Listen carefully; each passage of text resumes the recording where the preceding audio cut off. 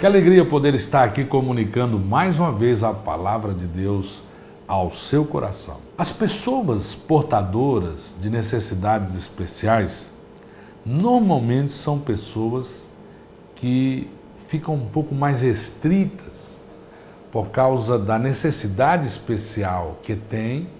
Elas acabam se distanciando das outras pessoas, elas procuram ficar mais reservadas, elas não querem se expor.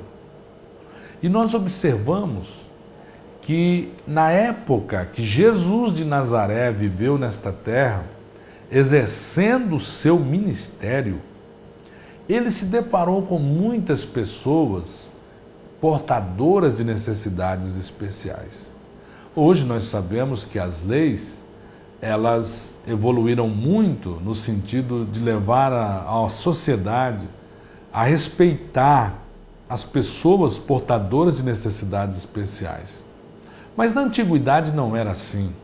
Sabemos que os romanos, os gregos, eles matavam os seus bebês quando eles nasciam portadores de necessidades especiais. Isso também acontecia no Antigo Egito, na Babilônia. Eram feitos sacrifícios, eram jogadas nos despenhadeiros as pessoas que nasciam sem uma perna, sem um braço, mancas, cegas. Alguma deficiência no seu físico levava estas pessoas a serem discriminadas até mesmo no nascedouro. Pessoas que eram jogadas em último plano. Na sociedade judaica, eles não chegavam a matar as criancinhas portadoras de necessidades especiais. Mas durante a vida toda, por causa de uma má interpretação da lei de Moisés, por causa de um legalismo a partir da lei de Moisés, estas pessoas eram discriminadas, recriminadas. E a pergunta é, como é que Jesus tratava estas pessoas? Para responder essa pergunta, eu quero chamar a sua atenção para o Santo Evangelho de Jesus de Nazaré, escrito por 3 evangelistas, Mateus, Marcos e Lucas, os chamados evangelhos sinóticos, porque nós podemos ver as obras de Jesus todas em conjunto, em paralelo. Eu quero destacar o texto de Mateus 12, a partir do versículo 9. Nós observamos que Jesus chegou num lugar onde os judeus faziam as suas reuniões, onde as crianças eram alfabetizadas, onde eles estudavam a lei de Moisés, os profetas de Deus, onde eles estudavam a Torá, que são os 5 primeiros livros da Bíblia judaica e cristã, Gênesis, Êxodo, Levítico, Números e Deuteronômio. Eles liam estas escrituras, especialmente no sábado. Jesus foi a uma sinagoga no sábado, conforme vemos em Mateus 12, 9.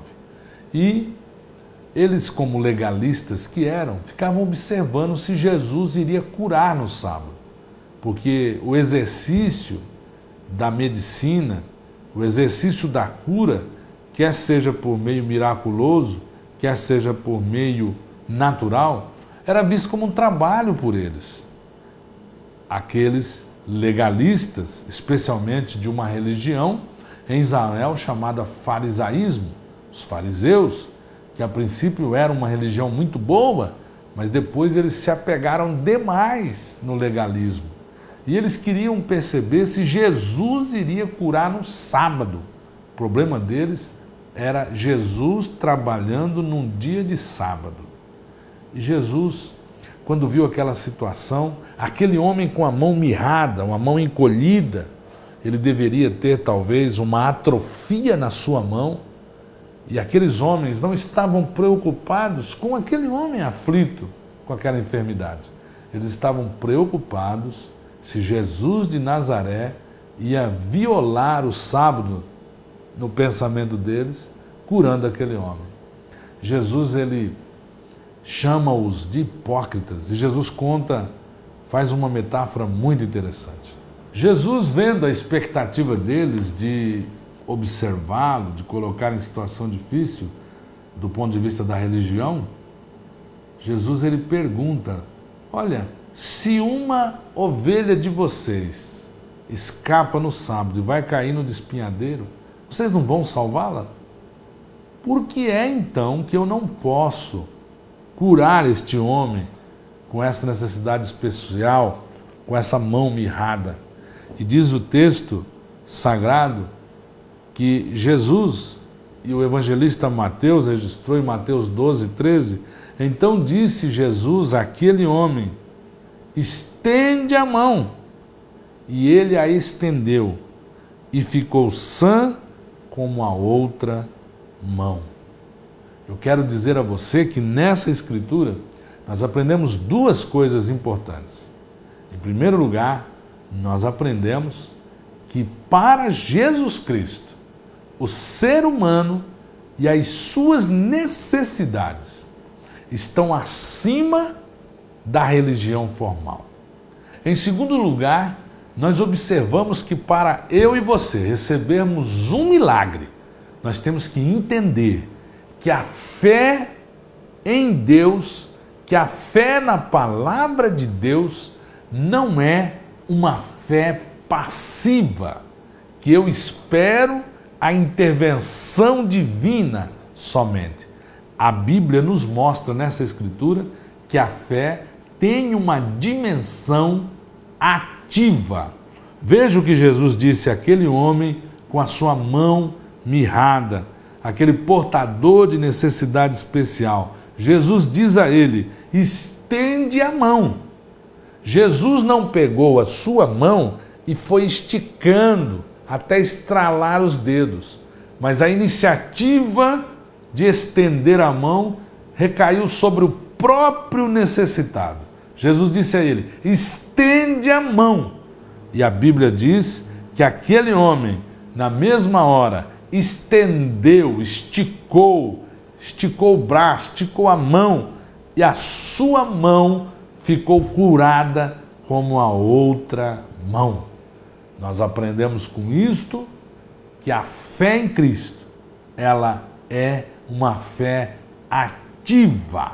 Portanto, eu te digo, você e a sua necessidade é superior para Deus, muito mais importante do que as filigramas de uma religião formal. Em segundo lugar, você deve exercer uma fé ativa. Você quer receber de Deus um milagre? Faça a sua parte. Se Deus está mandando você se levantar, se levante. Se Deus está mandando você esticar a mão, estique. Se Deus está mandando você ir ao encontro de alguém, vá. Porque a fé em Deus é ativa. E eu quero ministrar sobre você a bênção de Deus. Pai, eu peço sobre o meu telespectador a bênção do Senhor sobre ele, para que ele exerça uma fé ativa em Ti. Aqueles que ainda não entregaram a sua vida a Jesus Cristo, Teu Filho amado, que possam fazê-lo. Aqueles que pedem, Senhor, por uma enfermidade, por dores no seu corpo, por uma luta financeira, não importa a necessidade qual é, meu Deus, manifesta a sua graça sobre esta pessoa, porque a fé te honra e tu também honras a fé. E a fé é o firme fundamento das coisas que se não veem e a prova das coisas que se esperam. E na autoridade da tua palavra, eu ministro o milagre, a bênção de Deus sobre os nossos telespectadores. Em nome de Jesus. Amém. Que Deus lhe abençoe. Em nome de Jesus Cristo.